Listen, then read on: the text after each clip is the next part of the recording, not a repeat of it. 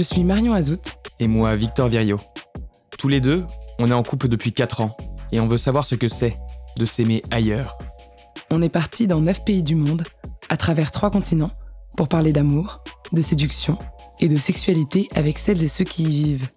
Inde, Japon, Colombie, Sénégal, Mexique, Mongolie, Cuba, Vietnam, Cambodge.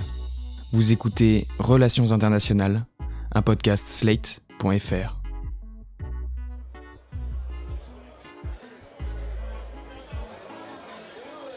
Tokyo.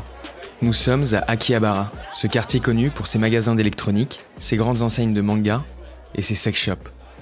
Surnommé Electric Town, ce lieu concentre tous les clichés qu'on se fait, en Europe, du Japon et de Tokyo. Autour de nous, d'immenses gratte-ciel ornés de panneaux publicitaires lumineux. Nos sens vacillent entre le bruit des voitures, la musique pop de jeux vidéo, les cris des rabatteurs et les odeurs qui se dégagent des petites ruelles. Le soja mariné, le riz tout juste vinaigré, la viande fumée et un peu plus loin, le parfum du poisson frais. Une vitrine nous interpelle. On lève les yeux et on lit écrit en lettres capitales « Love Merci ». C'est un sex shop sur 7 étages, l'un des plus grands de Tokyo et sûrement du monde. On entre jeter un coup d'œil. On est loin de l'ambiance des sex shops parisiens, obscur et camouflé derrière des rideaux de velours. La lumière est forte, comme la musique pop, à fond, et les vendeurs souriants. Des couples et des célibataires arpentent les allées, godemichés ou vaginettes en main pour faire le meilleur choix. Les gens ne se cachent pas pour choisir leurs sextoys. Plus on avance dans les rayons, plus on s'aperçoit que tout le monde est très détendu. Dans la rue, en revanche, l'ambiance est différente. Il semble plus difficile de montrer ses sentiments ou son affection. On ne voit pas de couple. La règle, c'est la discrétion. Pas de baiser ni de balade main dans la main. Pour le comprendre, on en discute avec Mako, étudiante célibataire de 22 ans, dans un café d'Asakusa. Peut-être que les Japonais sont timides. Par exemple, si je vois un couple s'embrasser dans le métro, je me sens dégoûtée. On peut dire qu'exprimer son amour comme ça, en public, c'est mal vu ici. C'est honteux dans notre culture. On ne s'embrasse généralement pas en public. Parfois un peu dans la rue, quand il n'y a pas grand monde, on peut s'embrasser. Mais sinon, vraiment, on évite de le faire face aux autres. Si je vois des occidentaux s'embrasser dans un lieu public, c'est pas pareil. Ça ne me fait rien. Mais si ce sont des Japonais, alors là, oui, ça me dégoûte. Mais je ne sais pas vraiment expliquer pourquoi je ressens ça.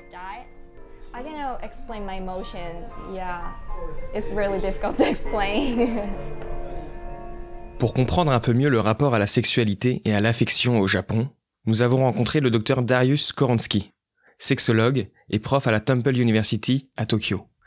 Et même au sein de la cellule familiale, ça nous paraît complexe.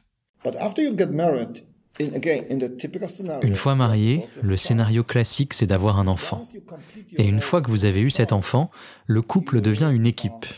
Et quand on devient une équipe, qu'on fonctionne comme une équipe, le sexe n'est plus quelque chose d'important. On dit que la société japonaise est centrée sur l'enfant, que les mères doivent tout donner aux enfants, et donc qu'elles ne peuvent plus être des femmes quand elles sont mères. J'ai parlé avec plein d'hommes qui m'ont dit « Maintenant, ma femme est une mère. Elle devient un membre de la famille, et on ne couche pas avec les membres de sa famille. » Vous avez donc des couples mariés qui ont un enfant et sont des parents, ils sont une cellule familiale et pendant ce temps, le mari a des petites amies en dehors du mariage et l'épouse a des petits amis pareils. Ils vivent leur vie sexuelle en dehors du mariage.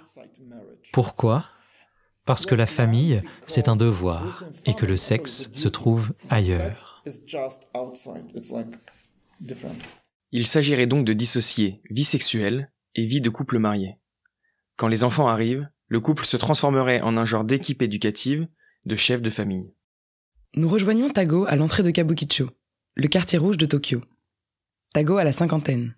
Il est ce qu'on appelle un salaryman, comprenez, un employé de bureau. Ça fait 15 ans qu'il est marié. Il nous promène dans les ruelles du Golden Gai, lieu mythique de Tokyo, où des centaines de bars minuscules se succèdent. Tago s'arrête devant une petite porte rouge, si petite qu'il faut se baisser pour entrer. C'est un bar étroit. Il n'y a que le comptoir et les 5 chaises qui l'entourent. Le barman nous accueille en souriant, cigarette à la main, Il nous sert 3 bières. Derrière lui, une multitude de billets du monde entier décorent le mur. On est juste une famille désormais, et on a une vie de famille très simple et facile. Mais ce n'est pas comme il y a 20 ans, quand on s'est rencontrés et qu'on s'aimait très fort. On n'a plus de relations sexuelles du tout, parce qu'on a des enfants, et parce qu'on n'est plus très séduisants l'un pour l'autre. Alors c'est très naturel pour nous de nous éloigner. Mais nous sommes toujours reliés en tant que famille. Comme nous avons eu des enfants, je ne la vois plus comme une personne attractive sexuellement. Nous sommes une famille, nous sommes des partenaires. J'ai une relation familiale avec mon fils, j'ai une relation familiale avec ma femme, et elle n'est pas du tout sexuelle. Je pense qu'aimer quelqu'un, ce n'est pas toujours coucher avec. Tout ne tourne pas autour du sexe, et c'est comme ça que j'ai été éduqué. Mais même sans sexe, on peut continuer à s'aimer. C'est vraiment culturel, traditionnel. La vie de famille, c'est avant tout de s'occuper des enfants. Et puis, je ne définirais pas le sexe comme égal à l'amour. On n'en a pas autant besoin.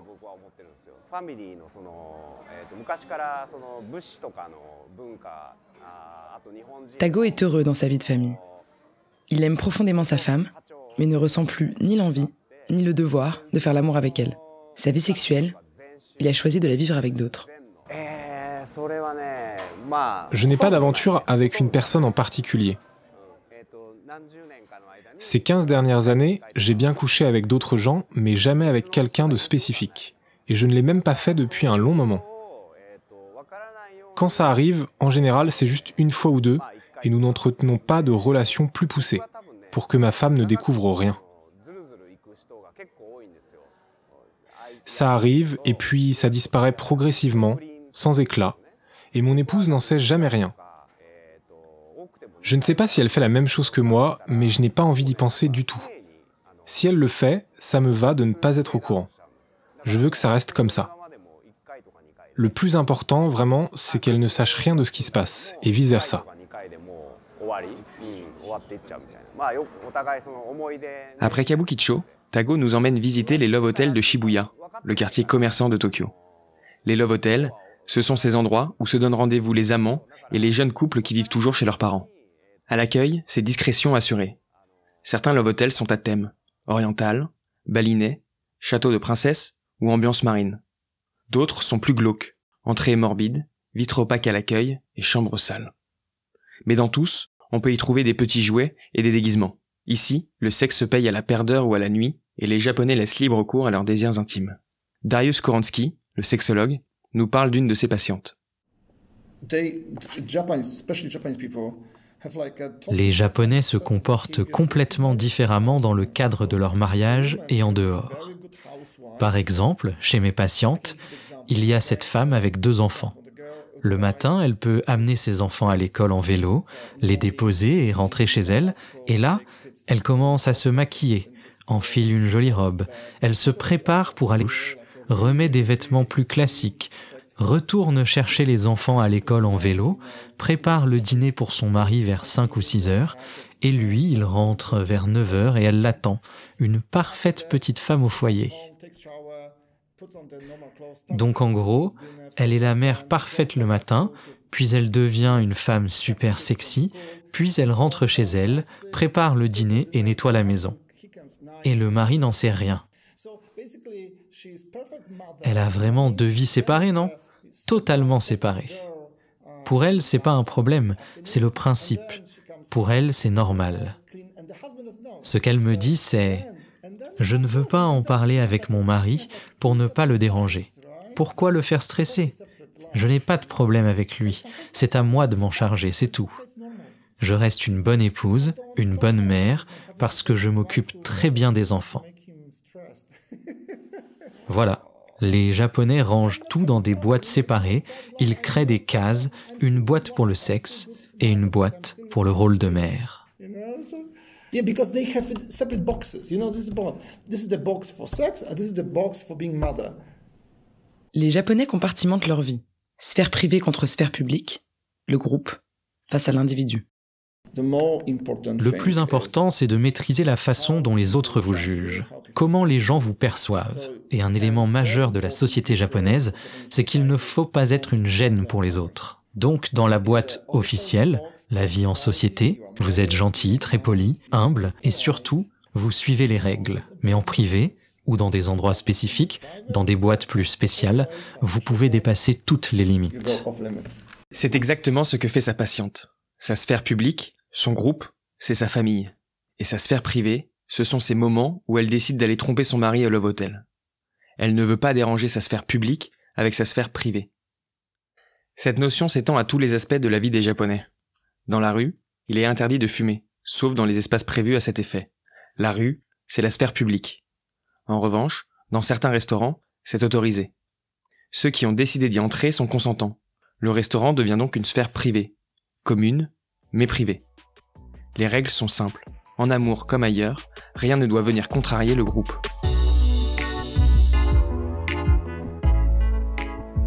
Darius Kuronsky nous confie que grand nombre de ses patientes ont une vie parallèle, due au manque d'affection et de communication dans leur couple.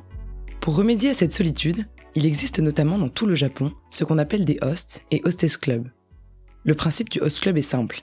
Ce sont des bars où des femmes payent pour passer la soirée en compagnie d'un homme qui n'a d'yeux et d'oreilles que pour elles. Dans un hostess club, c'est pareil, mais pour les hommes. Nous avons rendez-vous avec Zom, Otto Hanten, l'un des plus grands host clubs de Kabukicho. Nous arrivons quelques heures avant l'ouverture du lieu aux clients. Derrière la porte dorée, nous descendons quelques marches pour arriver dans une salle où une vingtaine d'hôtes patientent avant l'arrivée des clientes. Sol en moquette rouge, plafond orné de lustres en diamant, statue de lion en or plaqué. Ici, tout est kitsch. Je m'appelle Zom et j'ai 24 ans. Je travaille dans ce host club depuis 1 an et demi maintenant. Et la plupart de nos clients sont des clientes. Alors ce sont des femmes qui viennent ici pour boire un verre, pour discuter ou pour rire avec nous. Certaines sont célibataires, d'autres sont mariées. Il y en a même qui ont des enfants, donc il y a vraiment de tout. Certaines viennent juste parce qu'elles s'ennuient et veulent s'amuser, alors elles passent la porte pour profiter des hommes qui travaillent ici. La plupart des hôtes sont vraiment bons pour avoir une vraie discussion, et ils écoutent tous tes problèmes, ou alors ils peuvent juste être marrants si t'as juste besoin de ça.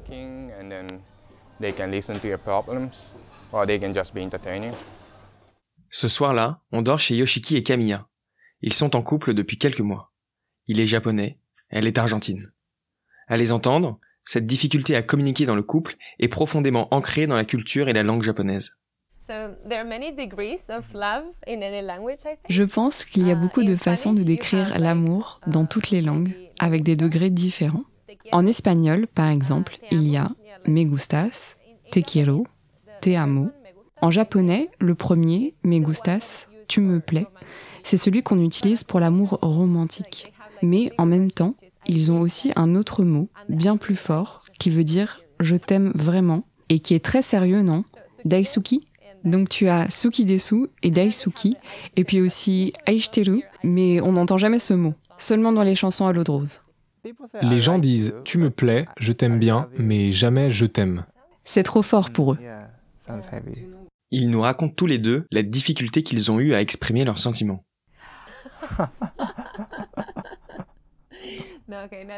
C'est la première chose que j'ai dite.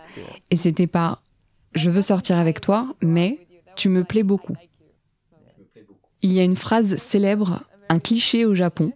Traduit, ça veut dire « la lune est belle ». Oui, c'est « la lune est magnifique ». Un auteur japonais a traduit un vieux livre et... En anglais, c'était « I love you ». Mais il n'y avait pas d'équivalent à « I love you » en japonais à cette époque. Alors, il a décidé que « la lune semble magnifique », dit par un homme, ça voudrait dire la même chose que « je t'aime ». L'idée, c'était qu'en règle générale, les hommes ne disent pas des choses romantiques comme ça. Et qu'ils utiliseraient des paraphrases. Ils diraient jamais « je t'aime » directement. Ils se serviraient de ce qu'il y a autour d'eux pour faire comprendre qu'il y a de l'amour dans l'air. Lors de notre deuxième rendez-vous avec Yoshiki, on s'est retrouvés à la station de métro. On se baladait dans le parc quand la lune est apparue. Elle était si belle et je me suis souvenu que cette phrase existait. Alors, je lui ai dite, mais c'était seulement la deuxième fois qu'on se voyait. Il n'était vraiment, vraiment pas prêt.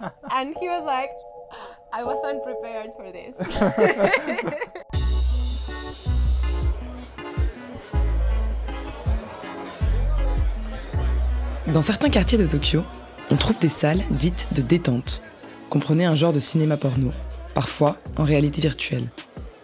Il y en a beaucoup dans les rues de Kabukicho et d'Akihabara. À l'accueil, on vous propose plusieurs formules. Réalité virtuelle ou non, fumeur ou non, un lit ou un siège, une vaginette ou simplement des mouchoirs. À la caisse, on remplit un petit panier avec les accessoires de notre choix. Le gérant nous donne le ticket en nous souhaitant une bonne journée. On se croirait presque dans un supermarché. Derrière nous, 3 hommes attendent tranquillement leur tour. On entre dans notre cabine et on choisit un film. Bien que les sexes soient floutés, classique au Japon, la pornographie en réalité virtuelle est très efficace. On s'y croirait. Pour beaucoup de Japonais, le porno est un moyen d'accéder à la sexualité. Darius Koronsky. Je dirais que la société japonaise est vraiment plurielle et polarisée. D'un côté, un groupe pratique beaucoup le sexe, avec plein de trucs un peu fous, amis ou petits amis, ou quoi que ce soit du genre. On appelle ça le syndrome du célibat. Ils sont 100% célibataires.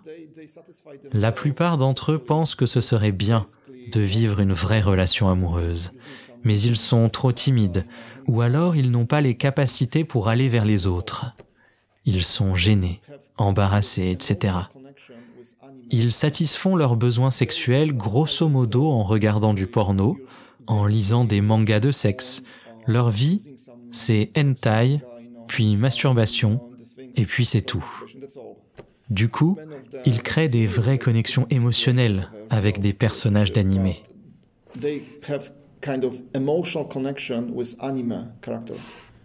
Et c'est vrai que les personnages de hentai, ce genre de manga ou d'animé pornographique, sont partout ou presque.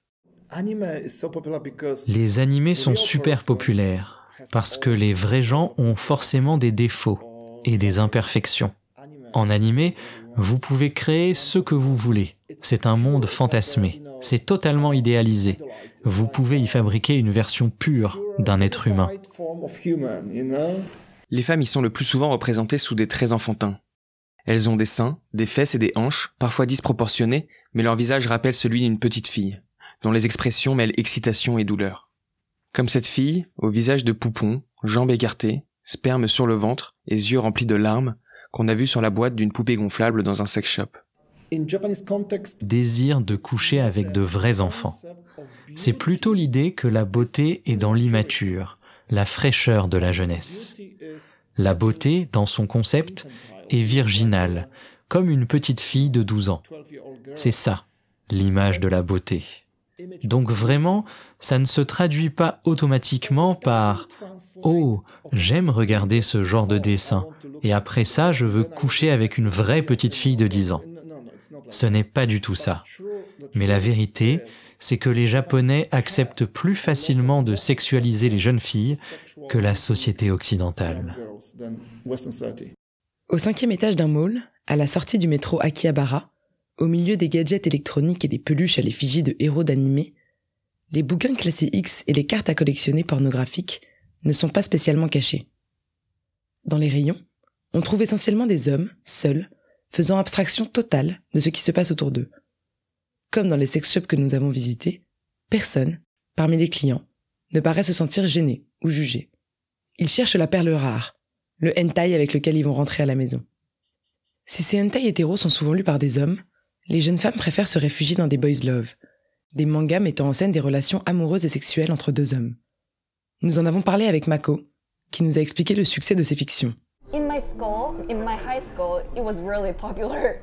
Dans mon lycée, elles étaient vraiment très populaires. Au Japon, il y a beaucoup d'animés et de bandes dessinées. Et les gens qui aiment vraiment ça fabriquent parfois eux-mêmes les leurs. Ils écrivent leurs propres histoires.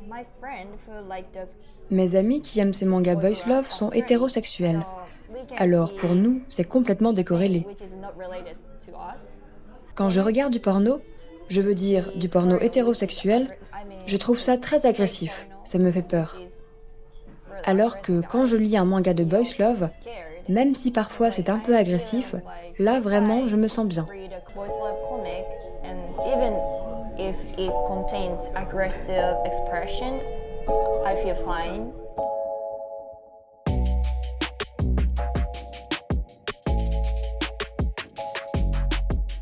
Vous venez d'écouter Relations internationales, un podcast de Marion Azout et Victor Viriot, produit et réalisé par Slate.fr, sous la direction de Christophe Caron et Benjamin Septem-Ours, avec Aurélie Rodriguez.